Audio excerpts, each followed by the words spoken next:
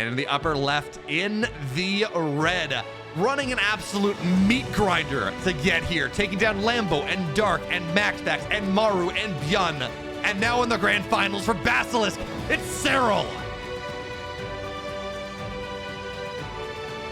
And at the bottom right here, the second best Terran in the world, looking to become the best.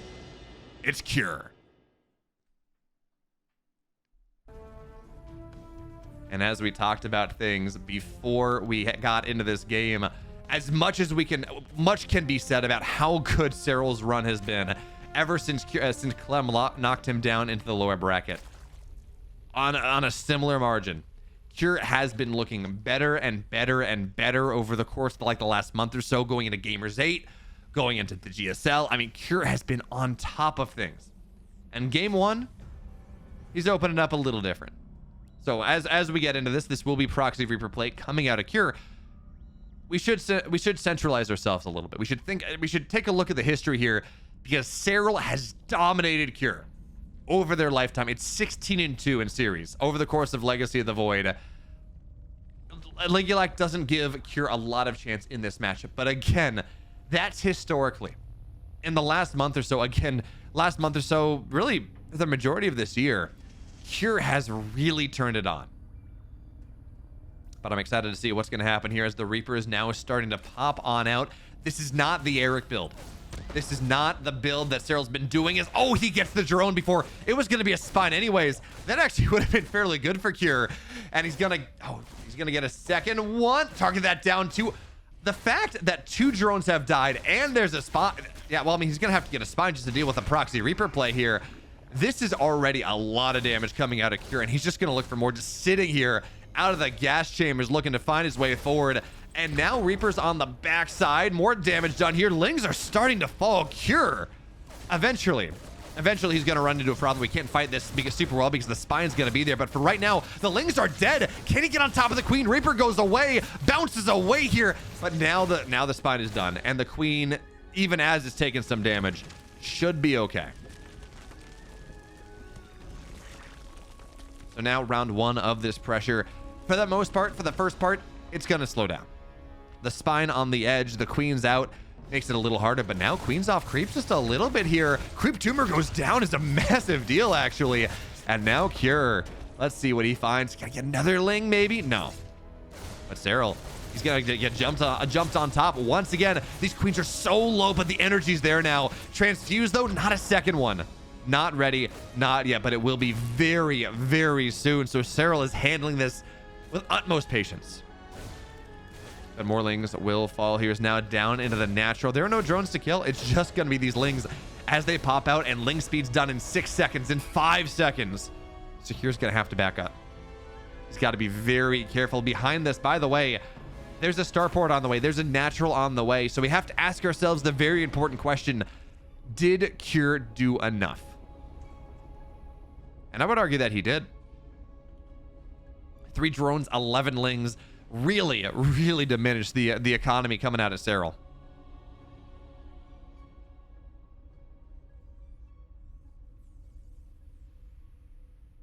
So now Serral, he's going to have to desperately, he's going to have to drone up pretty heavily back into this game. And Cure, again, this is not game over for Serral. Not by a long shot. He still has a shot in this game because this was a proxy out of Cure. His natural is pretty heavily delayed. It's 4 minutes in. The natural's only 2/3 of the way done, and it's not on the natural. But even still, Cure's in a pretty solid spot. And look at what he's doing behind this. Oh, he's channeling some Gumio here. He's channeling some Maru here. Proxy 2 Rax Reaper into Fusion Core. Into battle, well, I assume battle cruisers. It could be ranged liberators or something weird, but into battle cruisers. As now the spine is going to go forward here. Damage potential, man, no. It's just Reapers. But because Serral has had to play so defensively out of this, there are 4 queens on the map. 2 of them are fairly injured. This battle cruiser play, this is potentially worth quite a bit of damage here. We're gonna have to see just how many queens Serral gets by the time this is ready. So there we go. Battle cruiser number 1 on the way. Now, it's going to be about 6 minutes before it arrives, but these Reapers, these Hellions, they're going to try to get the spine, at least force... It doesn't even matter if they get the spine. They will anyways, but it's all about the transfused energy right now. Getting the queens is a bonus here, and Cure is just going to get the queens. Now there are only 2 queens on the map here. Even if this army dies, it doesn't matter. It's traded. It's done its job because the battle cruisers, 2 queens, you need 7. There is no way that Serral will be ready for this at all here. He's got 2 more queens on the way. That's fine. The spine goes down. The queens go down here. The lings, they're just a bonus. This battlecruiser is halfway done, and Serral will not be ready. I don't know how it's possible that he'll be ready to defend this, but I mean, Serral's pulled miracles before. Serral's done just the most insane things before. This one's gonna be hard though. And now, battlecruiser done. Getting ready. Teleporting across the map. Pretty much earliest opportunity. How many queens do we have? It's 4 on the map. They don't have energy though. Now, Serral's going to play keep away for the time being. 4 spores on the way at a time here. Just making sure that he buys as much time as possible. But there will be drones dead here. Absolutely. 1 queen will go down very quickly. There's no transfused energy. Second one gets just sat upon as well. Won't go down, but tons of damage. And again, this is a problem. When you don't have 7 overlords, well, excuse me, the battlecruiser can just sit on top. Another queen will go down. Spore looks to run forward. There's a second battlecruiser on the way. High energy queen taking damage. And Cure, he's gonna have a second battlecruiser very quickly. There will be 5 queens on the map, 1 very low. And this is just one of those things that snowballs. Now, credit to Serral, by the way, for not dying, for just taking tremendous damage.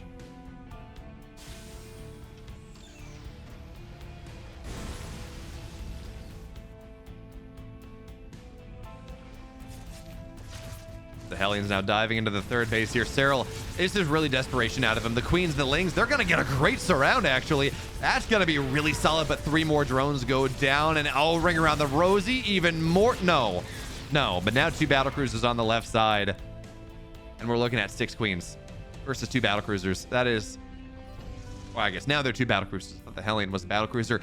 That being said, now, really the big brain play here is for Cure to go and drop a mule and repair this battlecruiser right on up, but this is insurmountable. The spores actually don't do enough anymore, and we're just going to see the spawning pool get targeted down. No more queens if this happens. Now, the queens are, do they transfuse? I don't even know whether it's worth it at this point. You need the transfuse for the queens. Now, the spawning pool will stay alive, and Cure backs up for just a second. And of course, behind this, he did commit a lot. He doesn't have an immediate follow-up. There's no 5-rack stim timing coming out on the map across this. This was all about the battlecruisers, and he did only build 2 of them. He didn't build a 3rd. So Serral is still alive, but he's alive in the way that fantasy would be alive at the end of a game. He is hurting.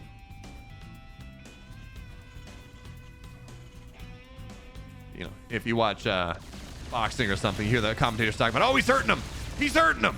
And that's exactly what Cure is doing right now. Serral is battered, bruised, injured. A queen will fall, and now it's only 7. Now, granted, 7 queens is a lot, but not against 2 battlecruisers. Not with as little energy as they have. Granted, battlecruisers were low. They've taken a lot of damage.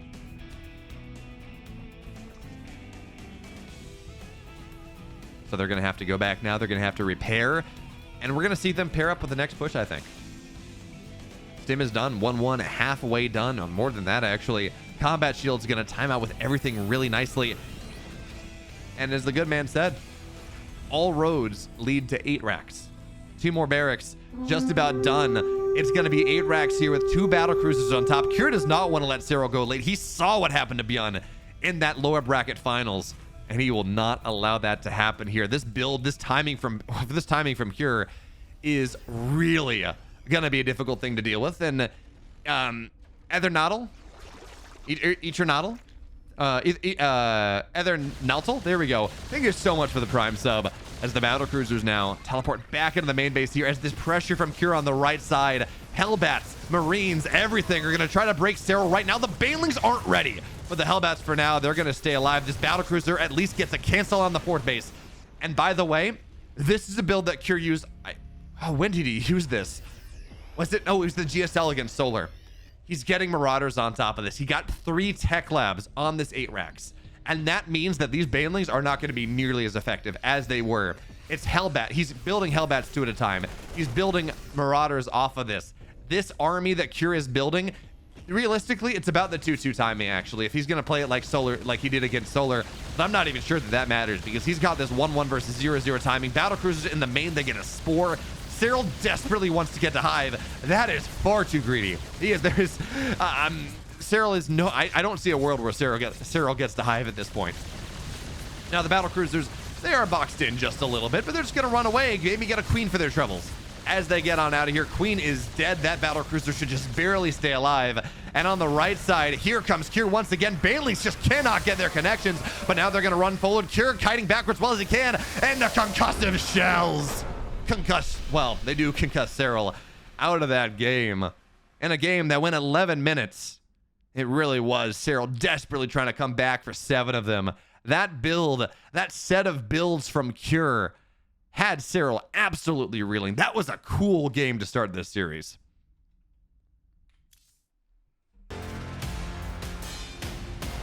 In the upper right now, in the blue. Up a game in this series off just the most incredible set of builds. It's Cure. And in the bottom left, for the first time getting put down in a series, at least in his lower bracket run, for Basilisk, it's Serral.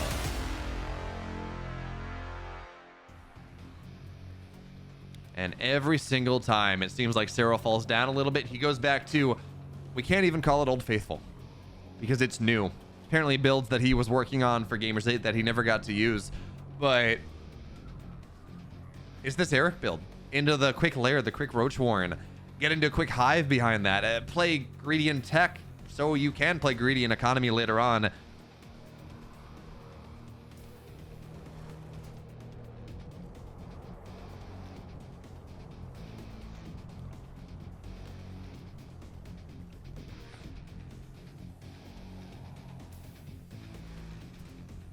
That build we saw from Cure, that is probably... I haven't seen it with the Proxy Reaper before, but that Marauder Hellbat 8 racks, that is probably his strongest TVZ build. At least from what I've seen, it does seem to be kind of the best one that he's got. So now that that has been shown, and again, I've seen him do this once before against Solar, and he slapped him there too. Helm's Deep State, thank you so much there for the tier 1 sub.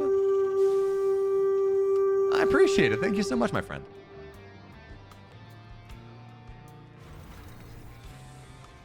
But anyway, now that build I've seen from Solar, from Cure once before. He did it to Solar in the GSL round of 12.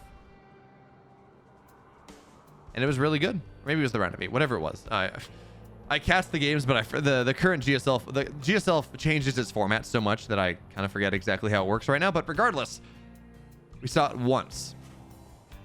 We saw it once against Solar, and it looks pretty good.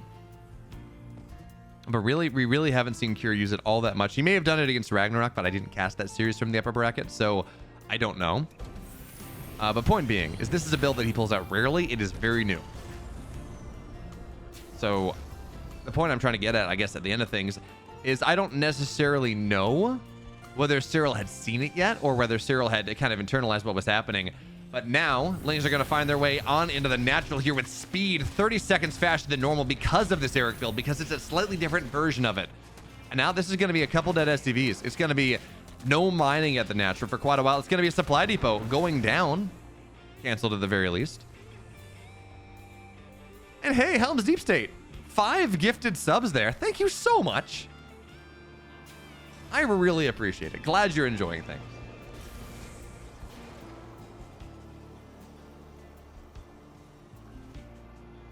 But look at this Cure. Seems like a Hellbat timing coming in behind this one. We've got Marauders on the way. Hellions being made more and more, but again, it's all about the armory that's going to come out eventually. Cure going for a Hellbat timing on the longest map in the pool is an interesting decision.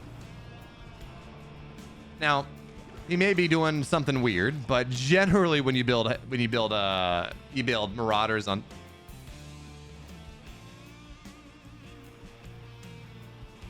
he canceled that, changed it around. Okay. I was totally wrong there. I was a little confused. But that's going to be fine now because, well, Kira's not going for that after all. That Marauder was a bluff, I guess. You know what? I bet it was. He wanted Serral to think he was doing that. He wanted Serral to see the tech lab. He wanted to see things being produced out of the barracks. He's like, okay. No, Serral has to respond to this. But behind this, this is Hellion Banshee. This is just really standard play out of Kira. Third base is on the way. And Serral, did he see this? See if I can capture Serral's vision. No, not at all. He didn't see any of this. So I think the one saving grace for Serral, actually, he didn't see the tech lab on the barracks. So he's not going to be as bamboozled as much as he was going to be. As much as Kier wanted him to be. So for now, third base on the way. Serral, layer on the way. Baneling Nest. It's going to be Lingbane coming out of Serral. Probably Lingbane Hydra out of that. Versus a very standard Kier play. And when we talk about Kier, and talk about how Kier plays, Kier is like the distillation of Korean Terran. There's nothing about him, much like kind of like Ragnarok, in my mind, that makes him unique. He's not ByuN with his incredible micro and Reaper control. He's not Clem with his multitasking. He's not Maru with his late game. He just is. And he is this distillation of Korean Terran. He's very good at it. But this is Kier. If I was to say there's like one thing that characterizes Kier, it would be this. Although as I say that, I wasn't paying attention to the gas count at the natural. This is going to be mech coming out of Kier, and it's going to be Hyperflight Rotors mech. This style that we've seen out of Maru, really, and Gumiho as of late. And Mustak, thank you so much for the tier 1 sub. Inflatable Wolfie for the 55 bits, and the Andalorian for the sub as well. Thank you so much, everyone. I really appreciate it. That's awesome. But now Hellion's thinking about diving in, but of course they're on creep, and that makes life a little bit scary. Baneling's plenty ready here as well. But these Banshees may cancel the 4th. And I think that much is guaranteed. The Queens cannot be there in time. Overseer not ready just yet. So, at what point does Serral realize what's happening? That really is the question. He hasn't scouted the gas of the natural, hasn't seen the extra factories.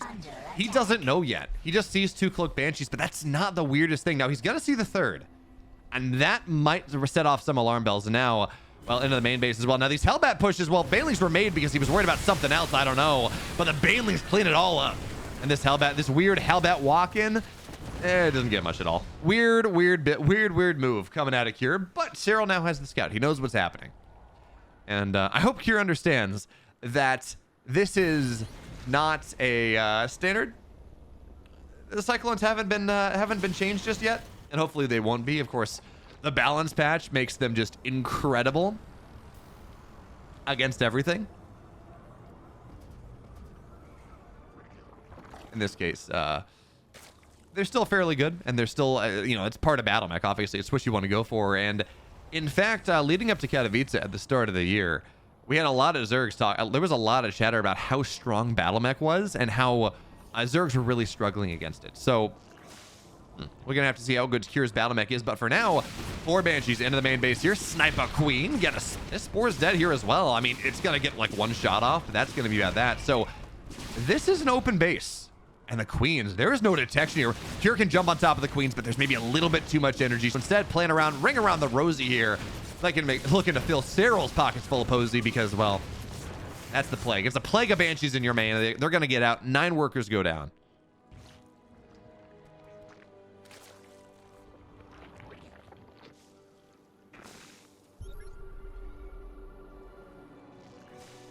But now Serral, of course, now that he's figured out what's happening, immediately. Infestation Pit on the way, Spire on the way. This game is going to go probably pretty late. Because this is altitude. It is one of the longest maps in the pool. It has 5 height levels, so it's really hard to push into. It makes tanks really powerful. It makes Broodlords, for example. It makes Lurkers really powerful. All of those things. And Kier really doesn't want to push in until he has Blue Flame, until he has Macfield. So they're going to be a little bit off.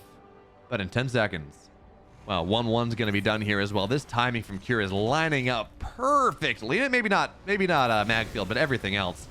And now Kier is going to start to put really some significant pain onto Serral. But for now, he's going to have to back up anyways. Ling's through the middle of the map, going to try to get a cancel. Oh, they're going to delay this 4th base just a tiny bit here. Yeah, they're going to die, but they delay the 4th base just a little bit. And of course, when we're talking about mech, we're really when we're talking about mech play, there are a couple things to worry about as 4 more drones go down. When we're talking about mech play, you want to get up to 8 gas pretty quickly. Ooh, infestation pit ripe for a snipe, but here's not going to go for it. Just more drones, more economic damage, more gas. Gas is also, we talked about how you want to get to 8 gas as the Terran. That really enables your just heavy late game mech play. But Zergs also. Zerg, when they're playing against mech more often than not, as this base gets canceled here as well, Cure is getting a lot of value in this game. When we talk Zergs, when they lose to mech, quite often, unless it is like, unless the mech just kind of player just punches on through and they don't have time to reinforce, more often than not, a Zerg player loses because they run out of gas. They run out of the ability to build more Vipers and Infestors and Lurkers or Ultras, these very heavy gas units in the late game.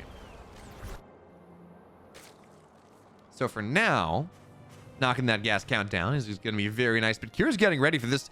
This is almost traditional mech. And I'm not going to say, like, again, this is Battle Mech opener, of course. Hyperflight Rotor opener, of course, which, by the way, was buffed in the most recent patch back in January. But the more we're looking at here is this 2-2 timing. A max out, a bunch of Thors, tanks, Hellbats eventually, Cyclones as well. Actually, I guess no tanks, but really Thors. Kira's looking to max out on this 2-2 timing, and this is going to be an army that is very difficult for Serral to deal with. Now, the one downside of this composition that we see from Kira right here on this 2-2 timing is that a solid third of this army does not care about upgrades. In fact, 2/3. I mean, yeah, plus armor upgrades, fine, apply to everything. There are 13 Cyclones on the map. They don't care about attack upgrades. So Kira hitting this 2-2 timing without tanks, it's not quite as strong as it might otherwise be, but again, you do get Cyclones because they're just so really nice and strong here. But now a Neural goes down, but it's only on 1. That's a pretty solid reveal. Now, this is going to be a dead Cyclone. Kira's going to get the Cyclone. He's going to lose one of his own, but that just means more tanks on the way. But now these Infestors rolling forward here, looking for a fungal. They're not going to find. I don't think they're going to find at the very least. I mean, they get some Hellions, they get some Cyclones. But this is more Infestors I've seen against mech than I've seen in quite a while. But it's a great read from Serral. Cure really committed hard to the battle mech off this timing, and this army that Serral has made is so good against the battle mech. Ling, Bane, Infestor. The battle mech can't fight. They cannot kite. The Banelings connect on into it, and it's really strong. You don't have those tanks that outrange Infestors. You don't have Liberators that outrange Infestors. So coming down the ramp here comes stuff in the tank. The tank count's not incredible, but the Thors are. And 2-2 is done. So this base on the right side will get knocked down. This spread coming out of Cure is really good. Banshees on the left side as well. I mean, they're going to die. Or at the very least, they're not going to find the value that they want. But the Overseer's not there yet, so they will stay alive for the time being. And Cure, he's going to be pretty happy. This is a 4-base Zerg against a 4-base Terran. I mean, soon to be 5, but it's a hatch that's on the way. Cure is pretty happy about how this game is going. And he continues to hurt the economy. 4 more workers go down. He's going to be able to deny some gas mining here as well. Now he's got to run away because the Overseer is here and there are spores and queens and everything else. But these Banshees, as that one, 1 HP. 1 HP gets out. These Banshees have found tremendous value. 1 Banshee has gone down, but it's 32 dead drones. It's dead bases here. And now the army of Cure is starting to look a little bit stronger. The question, though, is when does he start to add ghosts? Because we are finally at Hive Tech from Serral. He's got 2 Vipers done. Don't know if he has energy on them just yet, but he had the 2 Vipers here. As we see, more assimilations there, as they are apparently successful. We hear the voice line. But it's going to trade Cyclones for Infestors, and you really don't want to lose the Infestors in this game. They are very gas expensive, and it's not like Serral's really on a nice economy just yet. Ling run by, tries to find value, and there are no missile turrets in this mineral line, so that is a bit of a problem. But here comes the army of Serral, blinding clouds on the back line, but there are more tanks there, but the Neurals on the tanks are gonna shred this. Serral finds his timing, and the only tanks that remain are the ones that belong to Serral here. Cure was not ready. He did not exult in the glory of this army. He did not exult in the glory of these Infestors, and they all fall. I mean, the Infestors died too, but if you're Serral, you take that one. You take that one. That extends your life in the game so well. And this is what we were talking about at what point do we start to see Serral, we start to see Cure, excuse me, start to move into ghost play. Because Ghost Mech is probably the most powerful composition in the game. In a single army effectiveness. Now, of course, there are more things that matter, as 2 of those banshees will eventually go down, will finally go down. There are, of course, more things that matter, you know, the ability to reproduce. Of course, that's how a Zerg beats mech. They take a fight, they remax, they do it again, they remax. Because their one-off army, for the most part, doesn't tend to be as strong. But in a straight-up fight, Ghost Mech, by far the most powerful composition. That being said, Cure's not ready for it yet. He didn't transition into it. He wanted to hit that 2-2, that 3-3 timing, and now Serral is just fighting so much here. He's not going to supply block Cure because Cure's got plenty of aces. But 12 workers go down, and if we look at resources lost here, it's about even. Cure's a mech player, and he's lost just about as many resources as Serral has. That is not supposed to happen. Now, of course, this is not one of those games where the meching player is down a couple of bases on the Zerg. Serral just now getting up to his 6th. Cure's on 5 for the longest point. Cure was maybe even up a base on what Serral had, so it wasn't this massive economy that Serral had that Cure didn't. But now Serral's going to find his way in once again here, and the tanks aren't sieged. And even as they are, the Lings get on top of the SCVs, so 6 more, 7 more go down. Just friendly fire. And now Serral's getting ready for the next round of things. Broodlords are on the way, but there are 6 Vikings on the field, and that's something. But really, the ultimate answer, we know what the ultimate answer is. It's Thors.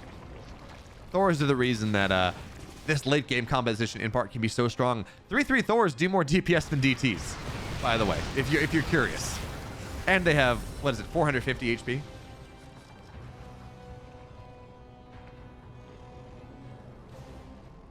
I was going to click on one, but we actually don't have any on the map right now. So, Broodlords now, the push is going to happen in earnest here. Queens to support behind. And this creep spread from Serral, despite the fact that this was a very heavy battle mech style, which is supposed to control the creep on altitude. Serral's halfway across the map. So look at what Cure's done here. I really like this, actually. The moment he sees the Broodlords, he moves on to the bottom side. He tries to go for a bit of a base trade, but that one Broodling sees everything. And Serral, he's now got this decision to make. Like, do you want to go and kill all those tanks? Or do you want to try to put pressure on it? He should have gone and killed the tanks because the Vikings are there. They got a lot of damage done. Overseer goes down. But instead, it's going to be both. Blinding Cloud kills the rest of these tanks. This push coming out of this push coming out of Cure is just a trade because he needs more Thors. But on the left side here, this one might find a little bit more if he scans. There's the go. There's the scan. But the Infestors, they're able to get away in time. So Cure is playing like, I don't know, like Flash once played, realistically. Back when Flash was playing Starcraft 2, and he had that one summer of Flash back in, what was it, 2014, 2015, where he was playing a lot of mech, and he was doing these run-bys. Oh, the Unburrow Fungal on top of all the Vikings. And now Serral, I mean, the Vikings are going to land, and they're going to try to snipe an Infestor, but good luck. It's not going to happen here. All the Vikings go down. That was a lot of power. That was a lot of pressure on the map to make sure the Broodlords couldn't do anything but stay at home. And now, yeah, there are Thors on the map. There are a lot of Thors on the map. They've been being made 5 at a time. We got 5 right now. But the Vikings, they can't zone out anymore. They can't zone the Vipers out. They can't zone the Broodlords out. So we can see Broodlords start to play with map. Play with high ground, low ground. Start to siege forward.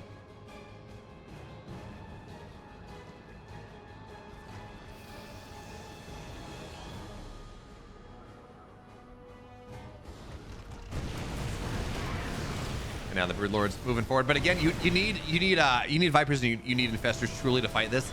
Thors are stupid good against Broodlords.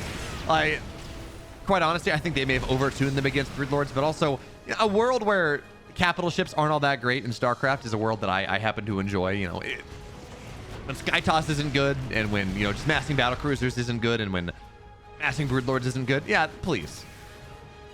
Then the map matters. Then the game is a lot more fun. It's a lot more dynamic. But for now, we will see. These Thors rolling forward here. What's their Viper count at? It's at 2. So they got plenty of energy. Now, the other key thing here is the Ghost Academy still not there. Curious, his economy is not quite developed to where he wants it to be able to make that transition, to be able to add 6, 7 ghosts to this army. So That is something that we're lacking. But on the left side, Serral gets on top of the tanks. That's going to be really nice. Banelings think about joining the fray, but they don't even really need to. And now the tank siege covering for these Thors, which means that Neural's not going to be particularly good. So Serral loses the gold base, loses a couple drones. Most of them get pulled away. But look at this economy from Cure. All of a sudden here he's on 35 SCVs. Now he's got a couple more. He's building a couple more, sure, but he's going to have like this one max out. And that feels like it really truly is going to be it. And Serral's doing such a good job here of catching the army piecemeal. I mean, yeah, Thors are really good units, but 3-3 cracklings surround them. When they're not all together, they will die. Although that Thor, okay, not enough. Thor will die. And Serral just doing a really good job of making sure that his opponent doesn't max out. Isn't really given this opportunity to hit with that. What would be like 154 supply maxed out mech army. It's all just not quite there, but this is a really nice opportunity from Cure. He can siege up the high ground. His army is really getting brought to bear here. Serral brings some roaches on, just try to kill Hellions and Hellbats before things happen in earnest. But look at what Serral's doing. He's not taking the fight. He doesn't want to take the fight, not until he really is forced to. So instead, 3-3 cracklings, or 3-2 cracklings, excuse me, are going to find their way onto the right side of the map. They're going to find more value. They're going to force Cure back home. And playing mech on a big map is such an interesting decision. Because on the one hand, it's like, great, you know, I get all my bases for the most part. I can go and I can get 8 gas and I can mine. It gets great. And I got all these high ground. My tanks can siege up. It makes me very happy. On the flip side, the Zerg can just flow like water. They can flow around the Terran. They can never take a fight. They can counterattack. They can backstab over and over again. And that's what Serral's doing. Eventually, he's just trying to whittle Cure down to a point where Cure doesn't really have much of an army. That being said, Serral's economy is not incredible either. He's only on 58 drones as 2 go down on the bottom right side due to, what is that? Yeah, Hellion run by getting a couple more. And Serral's not replacing these drones. He's building one big army. I've been talking about how this is all on, you know, multitasking, on choosing to never take a fight against Cure. It does seem like Serral feels like he's getting himself to a point where he can take that fight. 4 more Broodlords are on the way. Only 53 drones on the map. That is not an anti-mech drone count. That is a I want to win the fight drone count. But there are 10 Thors on the map. 4 Vikings, 14 tanks. This army that Cure has built for himself is quite frankly disgusting. It should not be allowed to exist on the map right now. But we're going to have to see is maybe Fungal Blinding Cloud combo is going to be enough to deal with this. But Serral's just going to pull back once again. He doesn't want to take this fight right now. There are more bases that he can mine from. And on the left side, well, he's actually not going to trade out all that well. Lings and Ravagers at this point, not all that great. Not against +3 Thors and tanks and Hellbats and all of these things. Talk about interesting mech facts. 3-3 Hellbats beat 3-3 Roaches on equal supply. The more you know. But another base will fall. Is now Ravagers. They're gonna get this tank. Maybe they're gonna try to get the Thor as well. I think they're gonna get that one too. I mean, Thor trades out a little bit for it. But Serral is just he really can't get his economy up. He's got, you know, some semblance of a bank. The Hellions now, they're gonna get on top of these Ravager. Vikings are gonna land as well. This is a very cost-effective, well, as the Vikings, maybe not as much as the Vikings die, but that's a pretty dang cost-effective trade if he gets these last couple Ravagers. Meanwhile, oh, Broodlord's here. Now one Thor will go down, and the Neural on the Thor at the front, but you need more. And the Blinding Cloud on top may just have to do it here. The Blinding Cloud is so good, and the body blocks from the Thor means it's so hard for them to run away. Now the Thor count's starting to go down here, but still there are 4 Thors. Now there are 3. Now there are 2, and the Broodlord count is just too damn strong. This army of Cure gets mollywalloped. It gets annihilated. Cure caught off guard. He wasn't ready at all. And yeah, he's got an army on the right side. We talked about how powerful 10 Thors were. They have to be together. And they're not at all.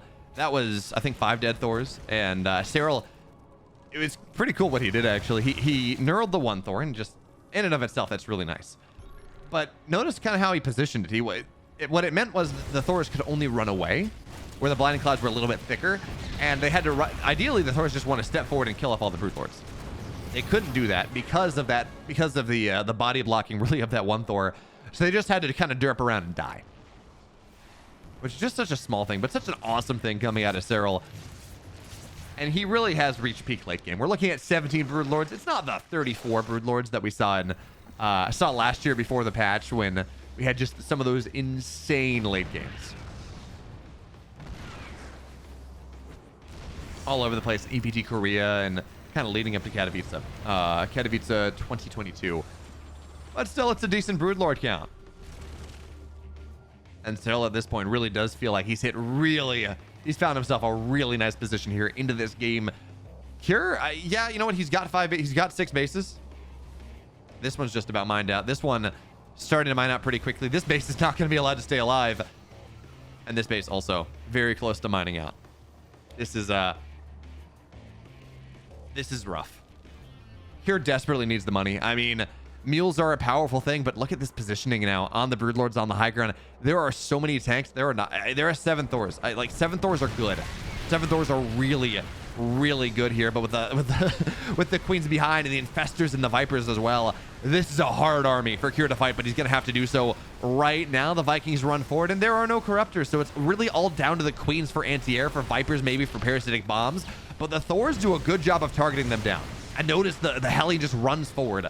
On top of the scan here, just gives vision. Wants to make sure maybe the Thors can get a couple more shots, but Serral, he's been able to reestablish some level of his economy. On the right side, he only has 42 drones. It's not a lot, but he's mining from all of them, and I don't really think that Cure is, especially as this base is going to get smacked down as well. So now Serral ratcheting on the pressure, ratcheting it down the position that the Terran is really allowed to exist in this game. The Thors are still scary. Thors are still, even down 40 army supply, these Thors, they can kill all. They can kill all the Broodlords, and if they kill all the Broodlords, Serral cannot build this army again. Not right now. He's got some level of an economy, but it's not incredible. Now moves forward, but oh, the Neurals and the Blinding Clouds on the tank, so nothing gets the Infestors here. And on the backside, I mean, this is it. This has gotta be it. Serral, in 26 minutes, finally takes the fight. A beautiful fight to end the game. And he ties this series up 1 apiece. Now in the blue. He took game 1, but game 2, despite the damage, not enough for the mech play.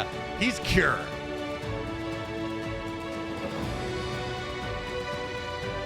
And the upper left in the red, clinical. It's Serral.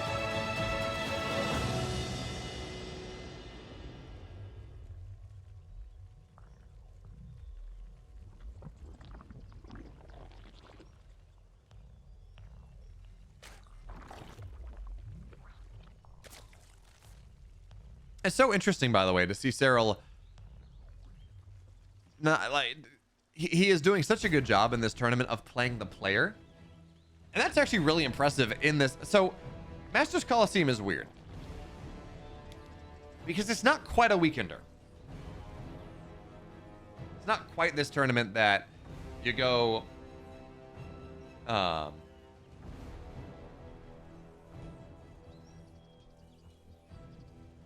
Yeah, it's not like everything is going to happen in one weekend, and you don't really get a ton of prep work. But it's not like a full GSL format where this took place over the course of 2 weeks. But the playoffs were every day, and you know, Serral, and this is Serral's 2nd series of the day. He had to take down he took down ByuN to get here, and what was also a pretty cool series for different reasons. Regardless. Seeing Serral like have such good prep for each individual player is a lot of fun, because against Maru, against ByuN, against these players that do go those 2 racks openers so often, we're seeing the Eric build all over the place. Against Cure, who doesn't do it nearly as much, we're seeing hash gas pool.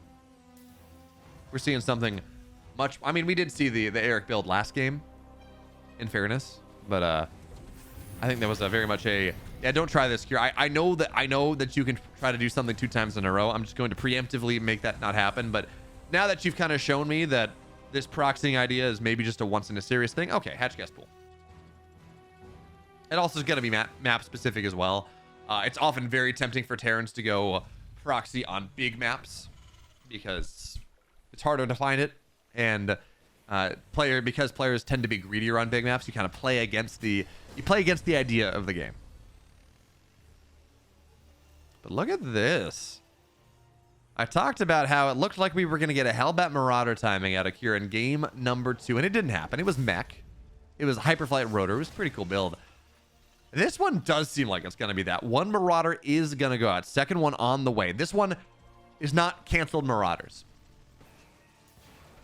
But Serral should get the scout. It's only a single Marine. That does not kill this Overlord in time. So Serral, he's going to see what's up. Sees the tech lab. Actually, he won't see the tech lab researching. He's going to see things picked up and go, oh, this is such a great bait. The Marauder is not going to get scouted. He's going to pull it away. And okay, Cure, are you going to pick up and change you? Oh, I love this. This is so smart from Cure. Yeah, it slows you down 10 seconds. But if Serral's not ready for it, if he's not prepping for Hellbat Marauder timing, he won't have any idea. He won't be ready for this. This is such a giga-brain play from Cure. I love this. This is so cool. But just because he's pulled the wool over Serral's eyes, he's kind of sold him a story that is not there, doesn't mean that it's still going to work. Hellbat Marauder is still a pretty flimsy timing. It's still this build that it can be really good, but also just, going to get slapped aside. So Cure's going to look to go to get you all caught up, for those of you that have not seen a Hellbat Marauder timing recently, because we really haven't in high-level StarCraft. The goal here of this is to kill the queens. You kill the queens, you generally can snowball the game. So we're going to see 3 Marauders in a medevac. They're going to boost on top of these queens. The Marauders or the Hellbats, they come in from behind. They kill things. So now, these 3 queens, by the way, are pretty exposed. We're looking at 16 lings on the map. 9 queens. 9 queens are nice. And actually, these queens so far forward are a bit of a blessing and a curse here. So here come the Hellions moving forward. Medevac boosts on top, gets the tag on 1 queen, 2nd queen. And, oh, he's not going to get the 3rd one just yet. No tag. Queens transfusing as well as they can. 1 will fall. We need to see more damage. This is just not enough right now. Now Hellbats are going to morph the Medevac on top, but it's not getting targeted down just yet. All the queen damage being spent on the Hellbats right now, really. And this is a lot of dead queens here to start. Medevac is still alive, still healing here. And Serral, I mean, it's a nice concave. It really is. But a lot of these queens are going to get shut down. They're going to get knocked down onto the floor. And more links as they pop out, well, Hellbats roast them. So we're in this weird situation where I think Cure's going to have to back up. He doesn't have quite enough damage, even as the Banshees get added in. He's not going to be able to snowball it with the Banshees. Not quite enough queens die. On the flip side, he got a lot of queens. This is 5 dead queens. This is 28 lings.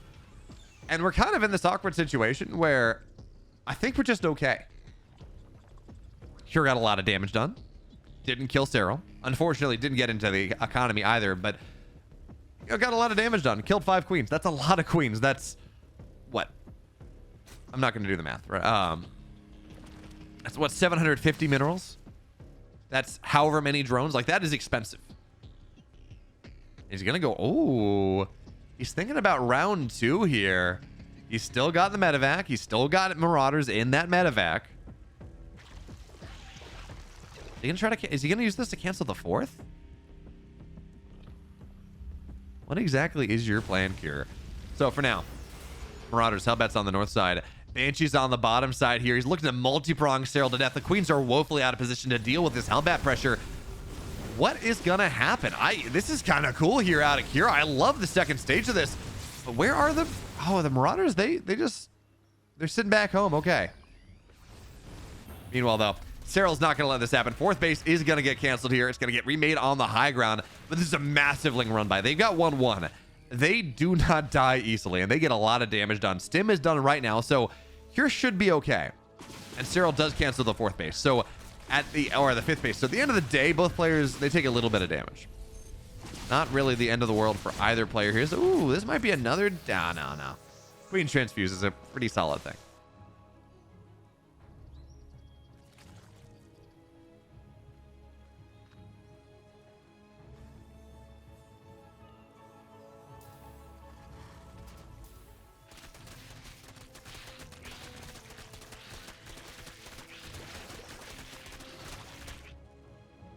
But now look at this.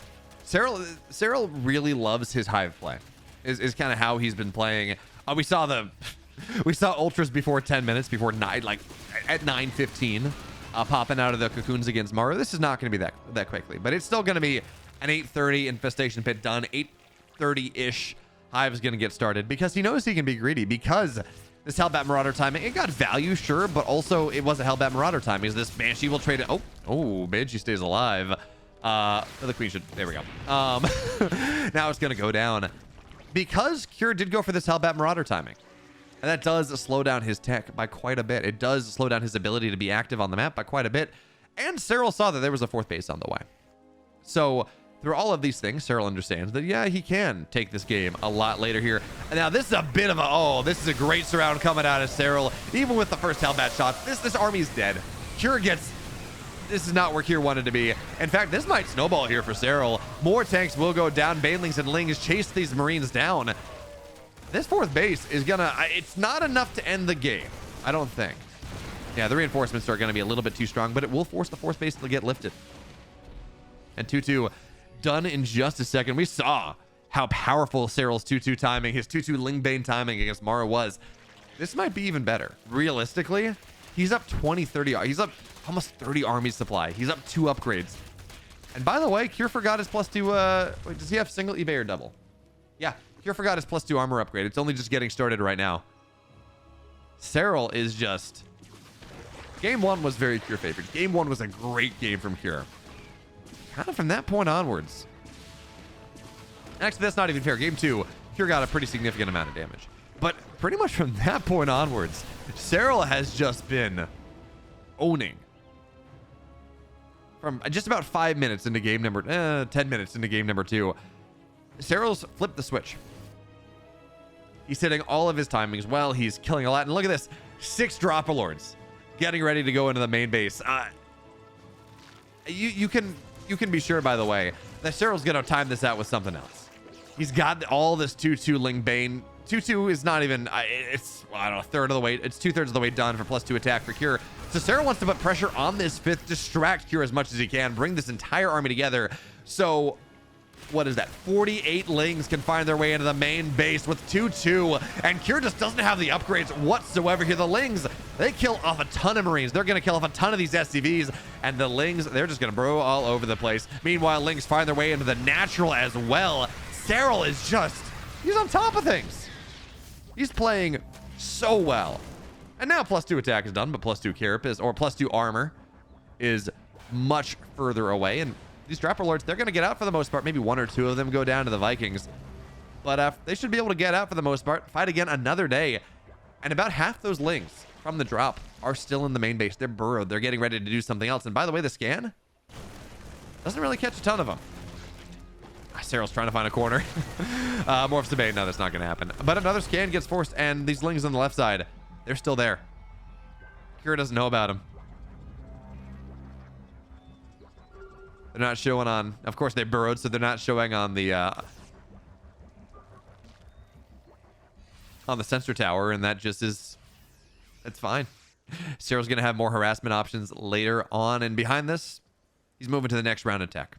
Spire on the way. This will eventually be Broodlords, I assume. Do we have, okay, so there's no Lurker Den this time. This is just Hydroling Bane.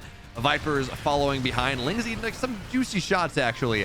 But just imagine, if Blinding Cloud, if Serral had been a little bit more forward with those Vipers, Blinding Clouds on that position on the ramp would have been disgusting. Even still, Serral denies mining at the 3rd base here, gets a couple more SCVs, kills off some supply depots, and it does supply block Cure, although he is maxed out, so he's gonna be okay for the most part. Cure, though, wants to get his 5th base up. And that is where we are seeing Serral play more and more out of. It's not about the 4th base. In Legacy or in Heart of the Swarm, the game was all about denying the Terran the 4th. The Serral's now going to run down once again. Blinding Clouds are pretty solid, but there's still 1 tank on the back lines that Serral's going to try to get on top of, but the Banelings get great connections here, and Cure will not be able to hold this 5th. He will not be able to make that happen, as now I think Serral could have jumped on that army, but with the reinforcements, probably not. And again, a Ling gets burrowed. It's going to be a scan that's forced out here. And in a game where Kyr's economy is okay, it's solid, but it's not gangbusters.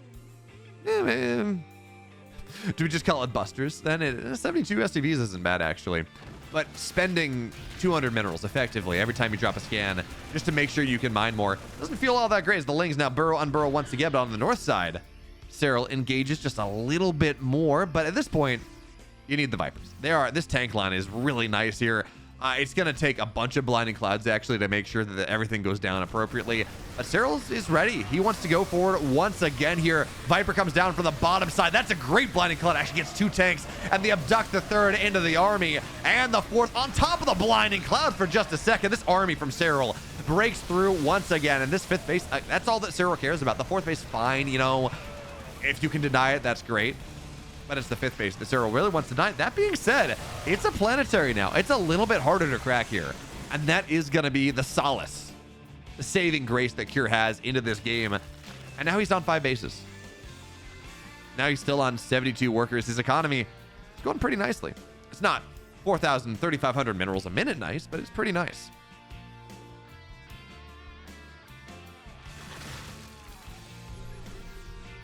And 3-3 just about done. No ghosts on the field just yet, but that's fine, right? You really actually don't want ghosts against this Hydraling. Against Hydraling Bane, it can be pretty nice. But against Pureling Bane, you really don't want ghosts. They don't, even if they 2-shot Lings, the Banelings really make life hard for them, and they're not supply efficient enough not to deal, or they don't do enough DPS really to kill with just this massive amount of stuff.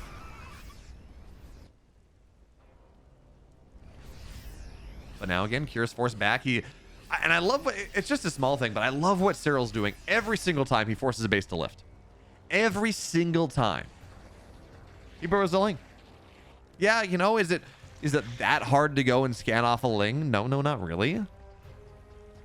But it's more damage. It is on top of forcing the base to lift and denying 750 minerals a minute or whatever it is.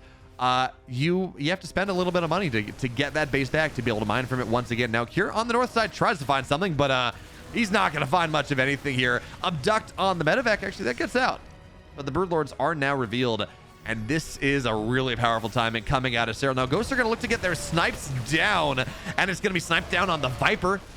Viper goes down, sniped down on the Broodlord as well, but doesn't kill that one. And there's like 1 Viking on the field. That's like all the anti-air really that exists. Serral can just seize this up. He'd like to add some Queens forward. I don't know why he's not abducting the Viper or the Viking. There we go. Yeah, Hydras will kill that off.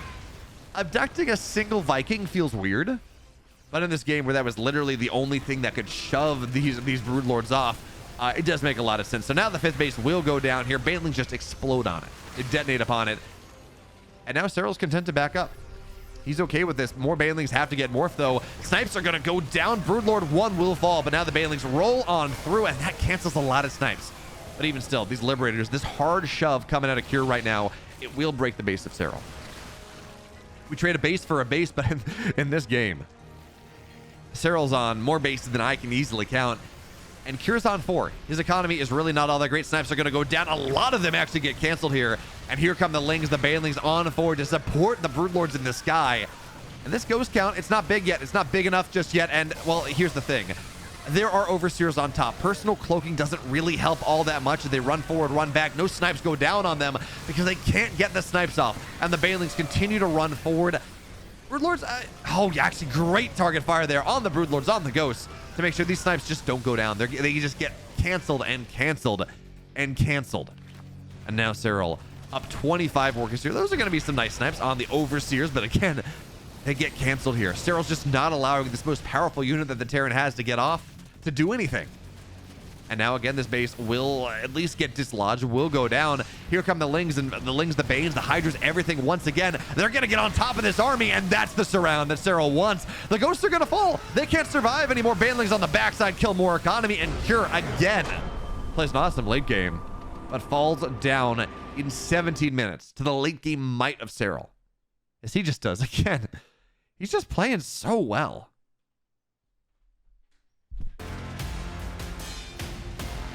In the upper left now, in the blue. He's down a game in this series, but he looks strong in the game that he won. It's Kyr.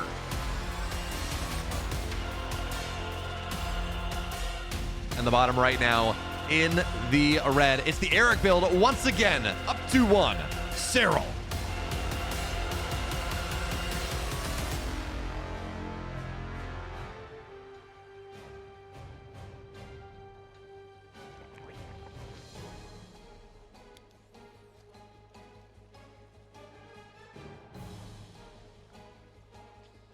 And YouTube is such a silly place. I'll go. You know, again, I know I shilled it earlier. I'm not shilling this again. But yeah, again, I upload a video every day, and you know, one of the things you're supposed to do for the SEO for the algorithm is just leave a pinned comment. It helps because like there's a comment, people are going to interact with it, and it's there.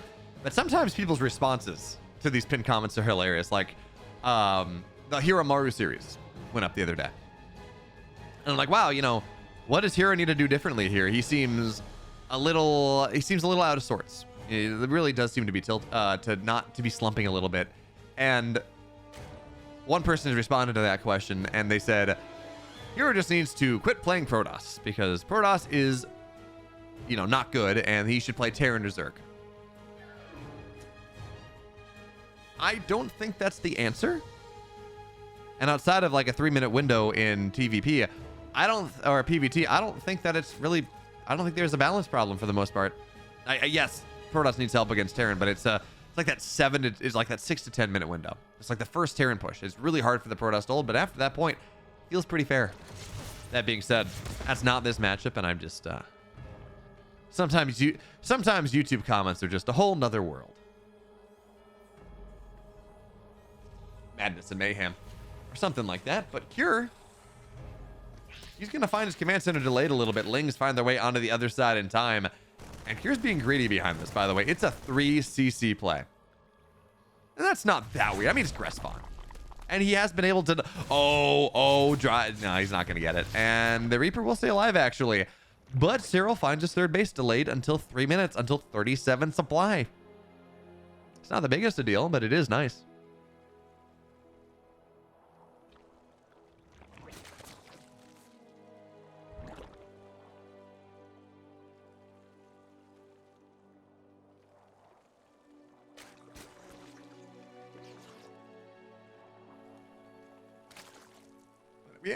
Now, we asked the question that we ask quite often, and that is, where are we going into this game? This was, of course, the Eric opener coming out of Serral in this 4th game.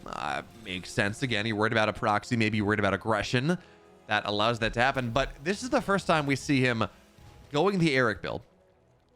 But instead of going for that quick lair, that quick Roach Warren, he's not.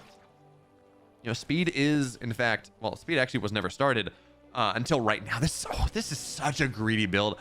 Did Serral see 3CC? What did Serral see that told him that he could delay getting speed until 4 minutes? Like, generally, the answer is you either go speed or you get a Roach Warren. Gasless, no Roach Warren, and speed is incredibly greedy. But I guess you do get queens, a bunch of queens out early, so I guess that'll be. I mean, maybe that's the logic. I don't know. But this is again a different variant coming out of what we've seen Serral do. Out of this Eric opener, again, generally it's a delayed third base. It's the 315, 320 Roach Warren. It's the very quick lair. And this time, yeah, his third base was delayed a little bit. That was because Cure went for it. But behind this, it's just a very delayed. He went gasless for quite a while in this game. And that means that he's going to hit 60 drones before 5 minutes. Give or take. Maybe not quite. But Serral's droning up incredibly hard.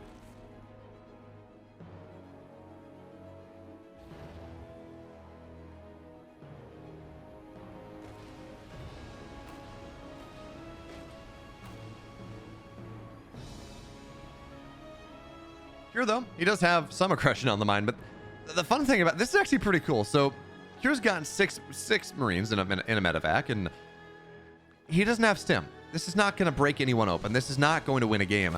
What it is doing, though, at least what it's attempting to do, is find overlords, is deny the vision of Serral on the map just a little bit, and maybe get damage. Is this gonna this might cancel the 4th base? Actually, he's gonna target it down here. Ling's getting on top. No, just not enough. Barely. barely doesn't get that. And oh, I'm so excited. I have not seen a Mutiling Bane game in so long, but Serral's doing it. And he's playing the Serral style as well. This is not, for a while we saw 2-base Muta quite a bit. It was a really solid option against 3CC play. But Serral's never been one to do that. He's always been, it's 4-base Muta. You know, I'm going to go and I'm going to kind of batten down the hatches a little bit. Then I'm going to go into Mutas at 6-7 minutes, which is what we see right here. And on Gressfon, on a map that has so much dead airspace, against a 3CC Terran, which means that their stim is delayed, their combat shields are delayed, their push is gonna be delayed here. You have the room. You're not worried about the timing hitting right as your mutas pop. And that means that Serral is playing, by far, in my mind, the best, like the most exciting version of TVZ. It's gonna be Bio versus Mutiling Bane. And I love, this makes me so happy. So game one, we saw Cure go Proxy Reaper into Battle Cruiser into 8 racks Marauder, actually 8 max Marauder timing. Really cool set of builds, a really like I guess build transition really, and it be in game one. Game two, we saw Cure go Mech, got a lot of damage done, not enough here, and now the Lings are gonna find their way into the 3rd base. The Marines are not ready in time, and if you can sit on top of the SCVs, the tank will kill them all off. It's not gonna be enough. We saw that really cool mech game that Serral bent and finally found the fight he wanted. And then we saw this game number 3, where Serral just looked dominant. He hit the 2-2 timing, actually hit before the 2-2 timing, sledgehammered Cure, never let him get back on his feet, and just really kind of turned the taps on. And really, this has been a series where Serral has been looking untouchable from about minute 5 from game 2. But now the Mutas, they're going to arrive here. Marines, they're going to stim up, and they're going to get a Muta. It doesn't feel great. When you're going for a Muta build like this, when you're delaying your upgrades as you are, you really want to make sure the Mutas can be as obnoxious as possible, can really find as much value as possible. As that one Hellbat stays alive just barely. We're going to have any heals for it? We will, so it's going to eat a couple more queen shots before finally going down. But the question is whether Serral even wants to hold on to this base. And yeah, he does. So Muta's on the north side. Lings and Banes getting ready here, moving on in. Now the tanks are a little bit exposed, but they're this is a great fight from Cure. The Banelings, they have to deal with the tanks, and the Mutas, they have to deal with the Marines. That's a great fight from Cure. And he's just going to be able to force everything back. The tanks are dead, sure, but this base, it's not going to go down. But it will force Serral even more. And here come more reinforcements. All of a sudden, Cure, this push timing coming on out with 1-1 before Serral's ready. This base is dead now. That was a great setup where he saw the Mutas, or at least had the inkling the Mutas were there. So he kept the Marines back, and you want them back against the Banelings anyways. Tanks killed Banelings, Marines killed Mutas. The exact opposite of what Serral wanted. Serral wanted the Marines on the Mutas, the tanks on the Banes. Or Serral wanted the Marines on the tanks, the Banelings on the Marines. And he wasn't able to get it. He was not able to find that value. And now, well, I mean, the Mutas are still being annoying, but Serral is only a 4-base Zerg. And as a Mutiling Bane player, you need to be a base up. You are not going to trade cost effectively. This entire style is all about tempo and map control and making it hard for the Terran to move out and harassing them to death and hitting these big surrounds. That's not something that, I mean, well, Serral's going to try to go for it. He's got 1-1 right now, but there's a tank here. Planetary is not ready, though. Not just yet. And, of course, 2-2 on the way here for Serral, but it's going to be much faster coming out of Cure at this point. So, Serral, he's got an extra, actually, he's got a macro. No, he doesn't. I'm sorry. He's got a 5th base and a 6th base on the way. And the Mutas continue to find harassment, continue to just deny as much gas mining as possible, as much mineral mining as possible. Here gets into the next stage. He's on 4 bases now. He can start to afford those Thors. And you really want 2 to 3 of them. Of course, 3 is what one-shots Mutas, but even if you get 2 of them right there, where you get +1 attack, you can start to really thin those Muta numbers, make it really hard for them to fight. So for now, Serral's going to pull back from the map just a little bit on these Mutas. He tries to dive around looking for an opening. Clearly on the left side, that's been battened down for the most part.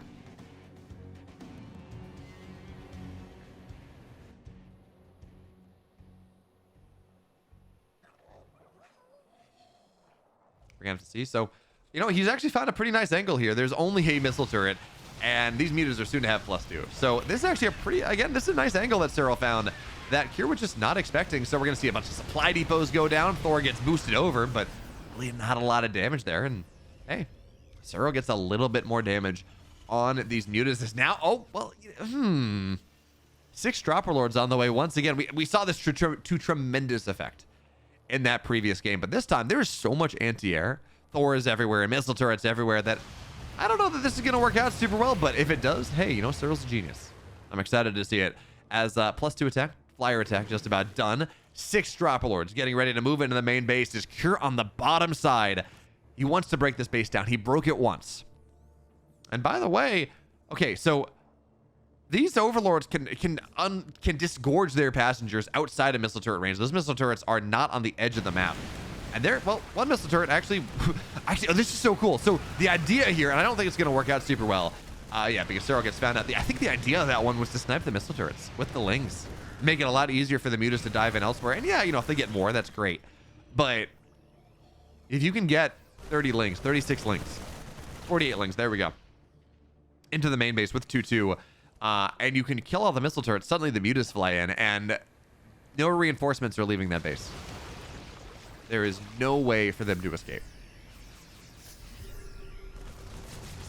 Now here on the bottom side here, he's going to find a lot of queens.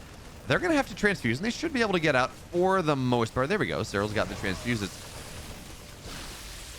But what we're really looking at is this 3-3 timing. This is the timing that traditionally killed Needling Bane. 3-3, the Zerg's only on 2-2. Now, it's not going to be the forever timing that we used to see.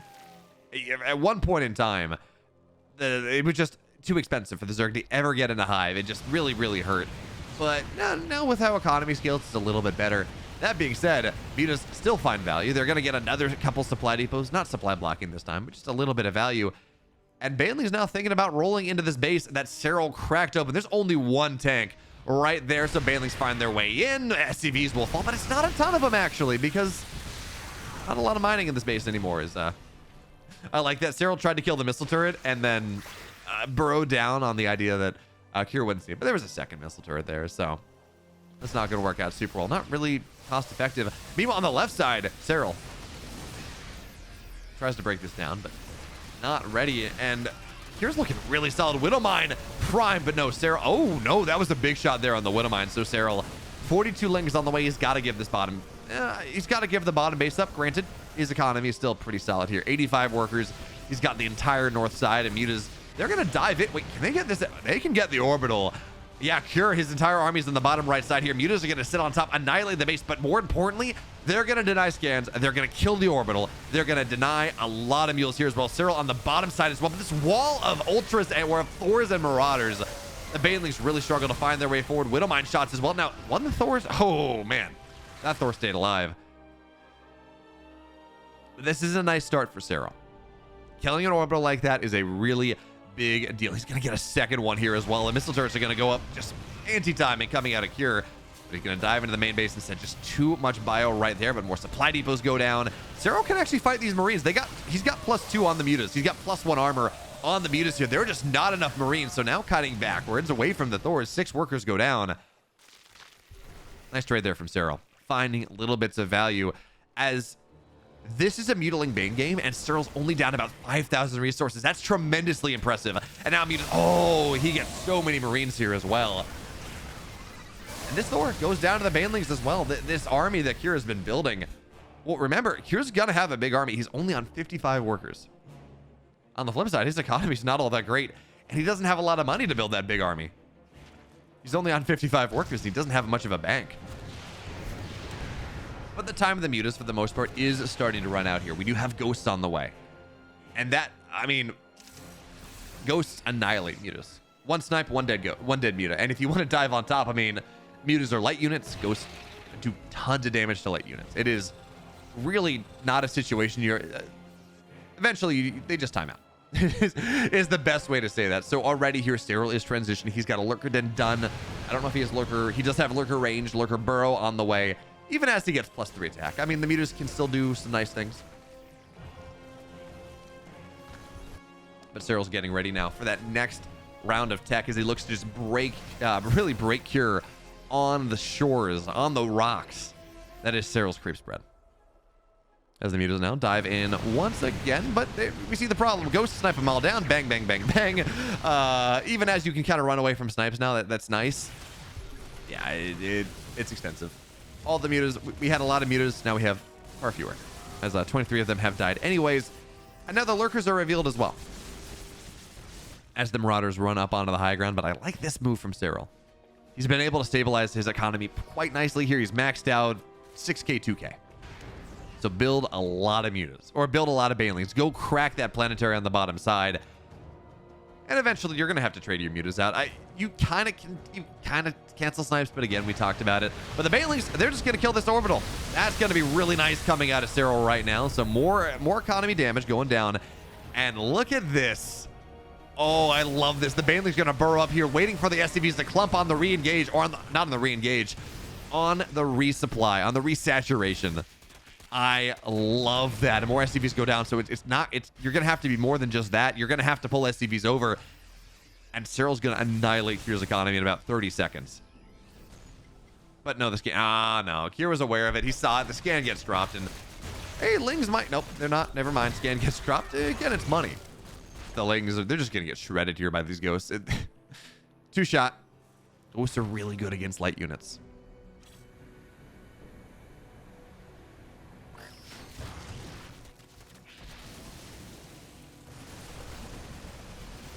Now Serral's going to lose this bottom side base for, what is this, the third time, the fourth time? Kira's been able to outmaneuver him for the most part.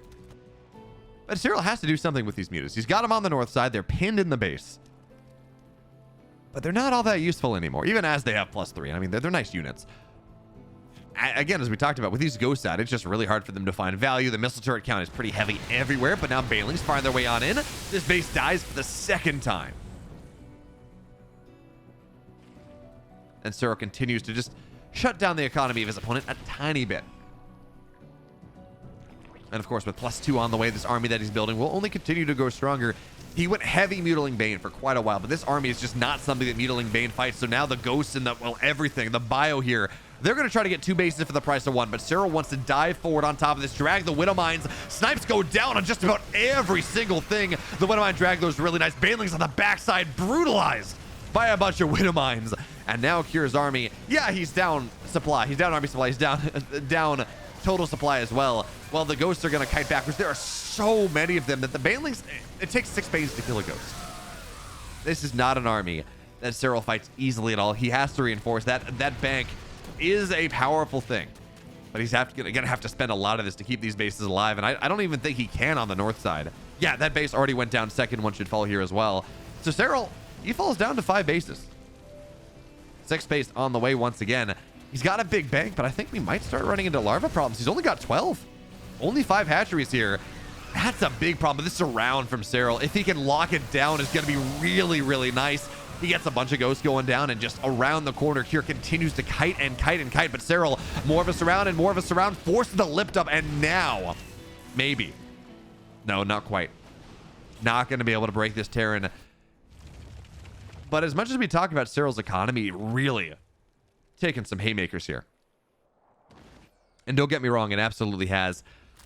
Kier is realistically mining out of two mineral patches. He's got this orbital on the left side. He's got this high ground base that is going to start to mine up pretty quickly, I think.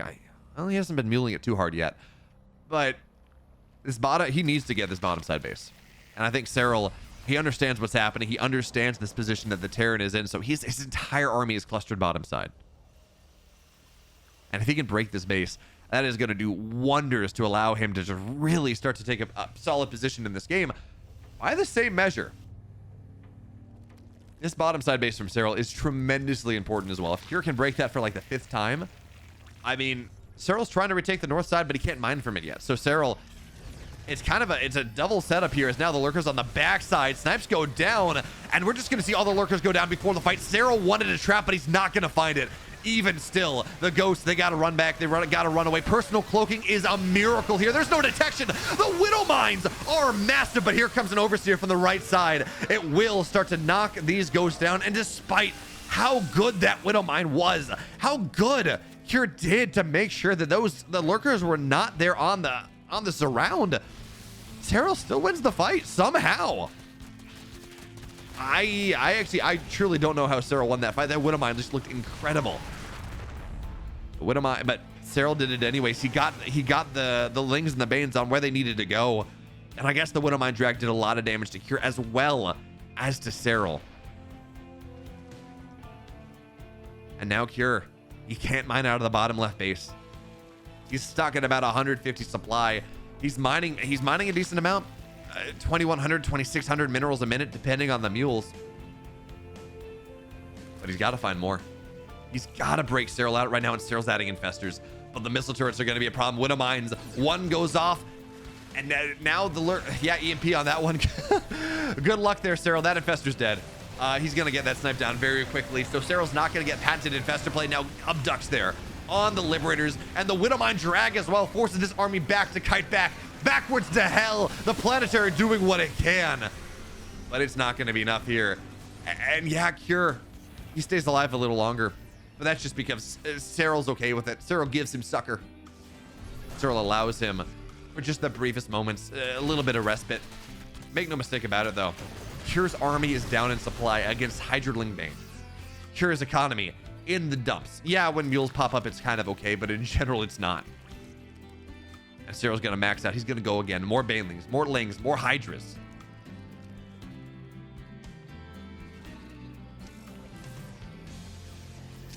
Let's see whether Serral breaks it this time. Cure goes on the left side, and they're gonna have to cloak up, but there's Overseer right there targeting it down. Cure wants to, he's gotta, but he's not gonna be able to. That Overseer survives.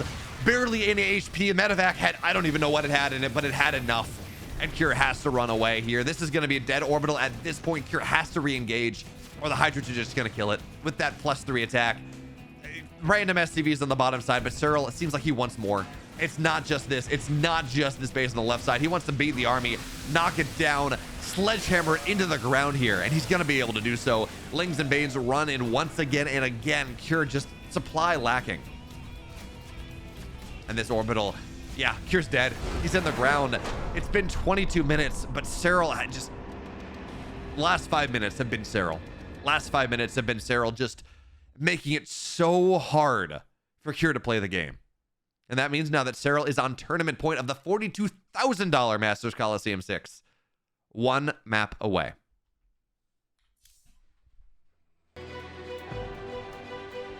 In the upper left now, in the blue, he's down, but he's not out. Not yet. It's Cure. And of course, in the bottom right, in the red, up 3-1, and quite truly looking untouchable in this series for Basilisk, it's Serral.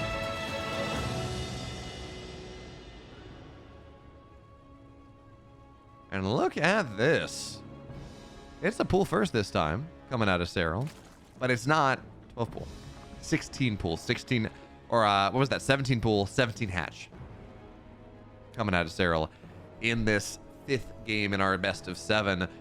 And this is just another way to stay safe against, say, a Proxy 2 Rex. This one in particular is very good against, say, Proxy 2 Rex Marine play. It gives you the flexibility to do whatever you want. It actually allows you to handle, I'll even say, Proxy 3 Rex fairly easily. So Serral worried that Cure is going to do that. Remember, the game that Cure won, the one game that Cure won in this series thus far, was off of a Proxy 2 Rex Reaper play that was into Proxy Battle Cruisers because he sniped Queens, which was super cool. And then into that 8 Rax Marauder build. Really, really cool set of builds.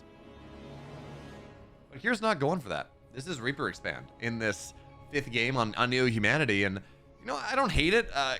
Playing late game against Serral is always really hard. Or even playing mid game. Playing against Serral is really hard. But if there's a map that a Terran is happy to play on, it's going to be Neo Humanity. You've got the Zelnaga towers that make it really hard for the Zerg to go off of the kind of their core couple bases. You can kill these cooling towers and kill off one of these rocks. Then you have a really strong pushing position through the middle of the map. But look at what Serral's doing.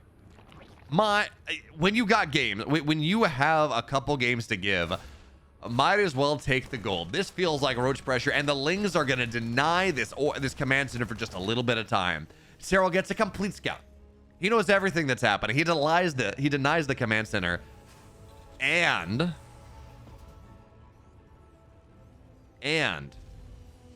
he's taking the gold.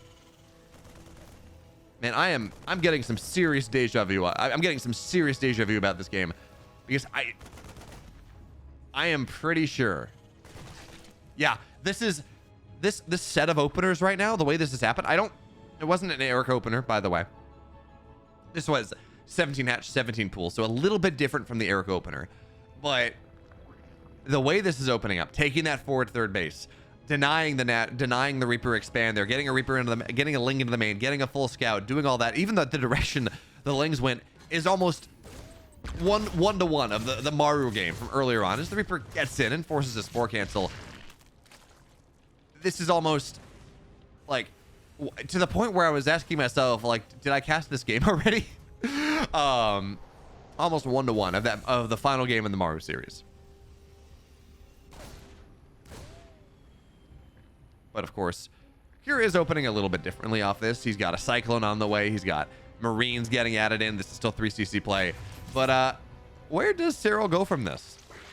I talked about it in the last game about how you have this really strong pushing opportunity with Roaches with 1-1 off the rich gas base. You can get more money. You can effectively get more money for less workers.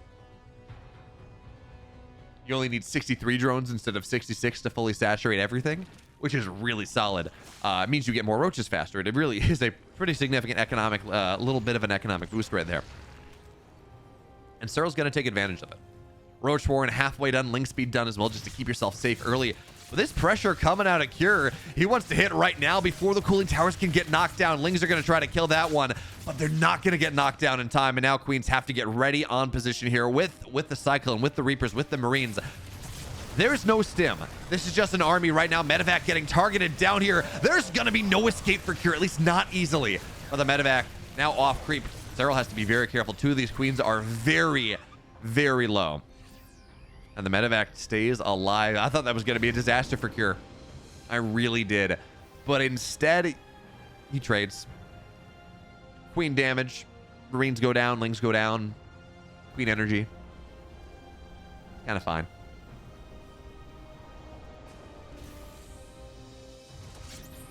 Now the Cyclone drop with the Marines on the natural. This is a Queen sniping force. And yeah, it's going to get it. Serral understands that he's going to lose that Queen, so you might as well go and get it injected, be as efficient as possible. As a couple of drones go down here as well. Nice little move coming out of Cure. I don't think that Serral wasn't expecting this. As now the Medevac goes down, so this will be the end of this drop here. Maybe a Roach dies because he can't get on top of the Cyclone just yet. Serral made the mistake of A-moving instead of stutter stepping, so well, we will see a couple units go down that maybe didn't have to. But Serral behind this. Roach speed on the way. Double Evo chambers going down. Is this going to be 1-1? I mean, this should be 1-1 Roach, but is Serral going to commit to a 1-1 Roach timing? Or, as by the way, the cooling towers now fall down. Cure got his damage done. He's going to be okay with this. Lings, though, counterattack on the other side. Is Serral going to commit to this 1-1 timing, or is this kind of this idea that he's been playing all tournament long? Get your 1-1 Roaches, right? It's a solid transitional. Yep. Okay, that's exactly what it's going to be.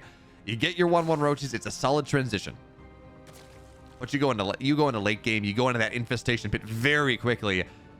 And with all this extra gas that Serral's technically going to have, is this going to be for quick lurker play? Now, generally, it's just been for Vipers and Adrenal and a bunch of other stuff. And we've seen some quick lurker play as well.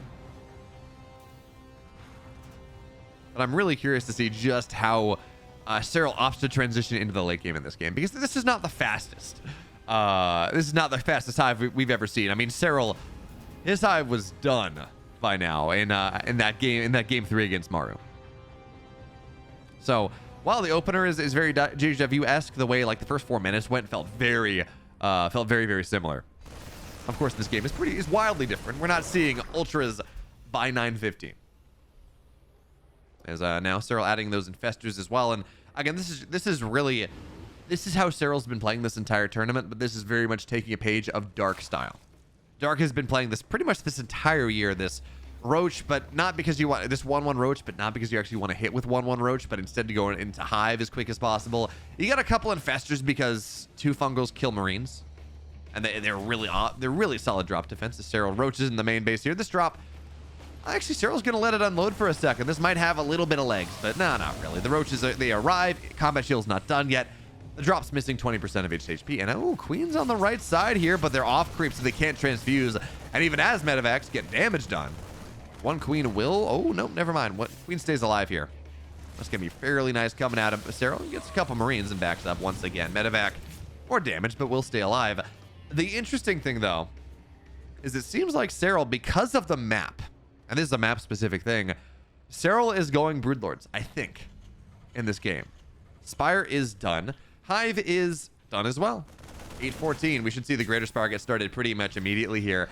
And because of the map, because of all this kind of this junk on the map, it's very hard for a Terran to jump on top of your Broodlords. You can siege up really nicely. You can siege up kind of on top of this position as well. Serral's going to go for a great big kind of Roach Ravager Broodlord composition. A couple Infestors as well. Because in the fifth game of this series, and perhaps the last game of this series, Serral wants to go and bring us back to Wings of Liberty, which is just wild. But I really, on this map, this timing, this Broodlord timing before the Terran gets ready is really solid. Especially if it catches Cure off guard, which I think it has a pretty solid likelihood of doing so. So now Corruptors are on the way. Broodlord's halfway done. And again, he's getting 2-2 ranged attack on top of this. Serral is. The Roaches are going to be a little bit more upgraded than you would expect with this quick Broodlord style. I mean, generally, when you go Roaches like this, it's all to transition into late game. It's all to transition into, you know, you get melee upgrades, you get 1-1-2, something like that. You get Lurkers, whatever it is. But Serral's building a lot of Roaches. Broodlords, he's going to have a lot of them. He's going to have 9 Broodlords, I think, on the map. He seems like he's got just about enough gas for that. The Banshee for now going to be a bit obnoxious. Now, Serral doesn't want to drag things back. 7 Broodlords on the way. He needs a little bit more money to get the last 2, and there we go. 9 Broodlords are on the way. Serral oversupply a little bit, builds 3 spores, and cancels them just for this timing. And this is going to be a powerful one indeed. Now, Cure's seen something. He sensed something. Maybe it's just he's worried about the Viper timing. And this idea that we have started to see some Terran players do, where around the Viper timing, you get a couple Vikings just to zone the Vipers out. It's actually a really cool move. But the Broodlords, they're here now. And the Vikings, there are 2 of them. 2 more on the way. Ghost getting added in. But you gotta worry that this timing coming out of Serral is just a little bit too fast. So 1 tank goes down at the start. And now just moving a little bit further forward. Biostims forward here. This is what the Infestors are for. Looking for those fungals. They're not going to find them just yet. Roaches moving forward. But the Broodlords, they're not joining the fray. Not just yet. They kited way too far back here. Now the Bio's going to try to get on top once again. Where are the Roaches and the Ravagers? They need to join this fight right now. We need to see those fungals, and we don't see them just yet here. Overlord run goes forward just to eat the Viking shots, and the Queens, well, they got to transfuse. Some of them are off creep here. This is not the most svelte attack coming out of Serral. It's still tremendously powerful. Don't get me wrong. The tank count is starting to fall down more and more, but it's still a little bit awkward. It's still not exactly what Serral wants to do. That fungal doesn't land, but the ghost count, well, it's okay. The tank count, though, really started to fall down. They're all dead. The tanks are dead now. And Serral continues this push on forward. The Roaches are very low. EMP's hit, but that's a great fungal on the left side. Now here we go. SCVs are gonna get pulled. It's a massive concave coming out of Cure right now, and the Thor pops out just to die, just to really be in the ground. But it does kill a lot of these Broodlords. Even as 18, 19, 20 workers will go down, Cure is slowly and steadily whittling this army down. And now the Broodlords, they're all gonna fall here. This timing from Serral, it does not work. Yeah, 20 workers hit the deck, but this army out of Cure with 2-2, with everything else, with these Thors, with these ghosts. There's a counterpunch that is ready, that is going to hit really hard if Serral makes the smallest mistake. So this entire game, these 12 minutes, we're leading up to that one push. Serral with 9 Broods, 2 Infestors, trying to end the game. It's a map-specific build. He did not end the game. The Broodlords were not powerful enough. His positioning was just a little bit too wonky. I understand trying to dodge the EMPs, but it was a little too disjointed.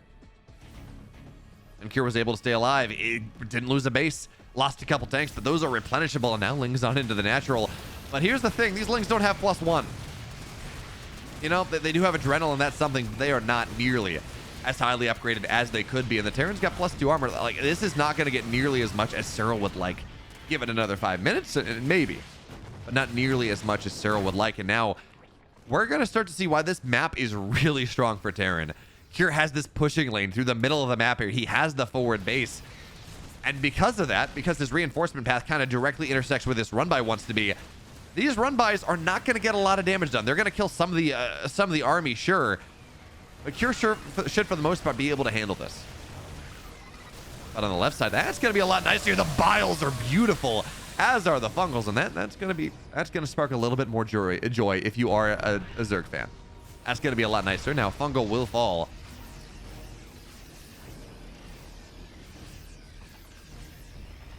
And Serral now taking the last two bases, or the last base, realistically, that a Terran can't pressure easily. You're a little bit more wider on the map, and suddenly the Xel'Nagas are really, really nice. But for now, Cure's just going to push through the center of the map here. The Bailey's get really solid connections, actually. Biles, oh my, those Biles! They got a bunch of medevacs. I mean, it's not enough for Serral to break through, but that was massive right there. So much stuff died, and now fungal downtown. Doesn't get a lot, though. And the Biles, again, are going to land on a tank. Knocks the down. Tank wasn't sieged, but it dies anyways. More medevacs fall. Cure is just not dodging these Biles. And that is just, I mean, Serral may lose this base, but Vipers are going to start to join the fray pretty quickly here. And the Banelings on the low ground trying to move on in forward. Now, more tanks will fall. What are we looking at? It's only 2 tanks on the map right now. These Ravagers out of Serral are fantastic. Parasitic Bomb should drop on these, well, yeah, there we go. Parasitic Bomb goes down on the Vipers, and now, well, Vipers are going to stay alive for the most part. Vikings have to run away. Serral stabilizes. He keeps this base alive for now, injects more. And now he's going to take the base on the north side. And while that base is hard to take, it really is, the Terran's pushing through the middle, so it's going to be okay for now. And yeah, I don't know whether this was a kill timing. I don't know whether Cure was just so worried about the Broodlord timing. Whatever it was, Cure, and maybe he just doesn't feel like he can afford it, but Cure doesn't have 3-3 on the way. Might have been just something as simple as forgetting about it. I mean, you lose this game, if you're Cure, you go home. This tournament is over for you. It's a big one, $42,000 tournament. But Cure really does need that 3-3. Yeah, it's one thing to forget one of the upgrades, pulling a ByuN, but forgetting both of them for this long. I mean, we're 15 minutes in. Life is getting, as Serral continues to advance his upgrades, moves on up to 3-3-3. Life is going to start to be really, really hard for Cure. He's just not going to be able to trade all that nicely as Overseers takes some damage, goes to run forward, looking for the EMP, looking for that snipe down as a Ravager. Okay, 10 workers go down, but the workers will eventually get that Ravager. And honestly, Cure, he's on 82 workers. He's okay with this. And I love the missile turret as well. Any sort of bird infester play, something like that. That's not really going to work out super well, but now these +2 Lings, these +2 Banes with Adrenal, there's upgrade parity. They got +3 armor, in fact, so there's not even upgrade parity. It's actually just better. Serral will give up the forward base, but he mined out the majority out of it. He's okay with that one. He really, losing that base doesn't matter as much anymore, even as he gets 26 SCVs. And I love the random Ravager run-bys. Like, he's just kind of wigging out a little bit, sitting the bottom, doesn't really know where he wants to go, but gets a decent amount of SCV kills on the right side, though. That's a great surround coming out of Serral. And the tank's going to go down here as well. So the map is starting to get, I was going to say a little bit smaller for Cure, but not really, actually. He's just getting pulled back onto it. That really is the big deal. But he does have to start to pressure some of these outlying bases of Serral. There's a reason that this map is not good for Zerg. Because of the Xel'Naga, it's so hard to take those 2 north side bases that Serral has taken. But he's taking them anyways, and Cure is just not pressuring there. He's kind of on the back foot.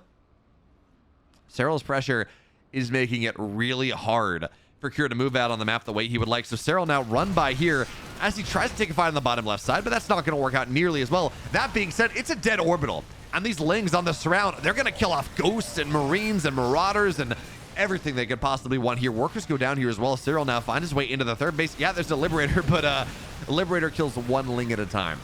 It's just not a solid option. 12 more SCVs go down. Now, Lings are they're going to try to burrow, but there's a scan for that one. 4 damage, though. And Cure, he's able to still remax. That's an important thing. But his ghost count still is at 12. Big deal, though, is he's not able to build a bank. He can remax. He can keep this army maxed out for the most part as long as it's just trades. But he's not building a bank. He's not advancing onto that next level like Terran mech. In fact, we're 17 minutes in and Serral's only 3,000 resources down. That's insane. But well, an Infestor will fall off the double scan right now as now Serral runs forward, gets on top of the Ghost. One gets sniped, second one, third, all in the front line here, and that's going to be okay for Serral. Back up, there are always two fights you take with a Terran. When they kite backwards, when they kite forwards, and Serral is just not giving the Terran the second fight. The moment the Baneling count starts to feel a little bit low, he backs up, that's fine.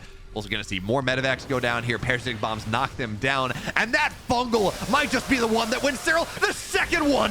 That might just be what Serral wins this entire thing off of. Cure supply goes down 70 in an instant. And now, what do we have left here for Cure? Really just about nothing. 100 army supply to 53. The tanks are going to go down. This last mining bastion of Cure is going to go down here as well. The Liberators, there's nothing to keep things alive. And those two fungals out of Serral, they have won this game. They have ended Cure's hopes, his dreams, and Serral wins the $42,000 Masters Colosseum 6, 4-1, and looks up from the moment Clem knocked him down to the lower bracket. He has looked like some of the best versions of Serral we've ever seen. He has been untouchable in this tournament, and that is a 4-1 that is well earned. Serral, your champion, Masters Colosseum number 6.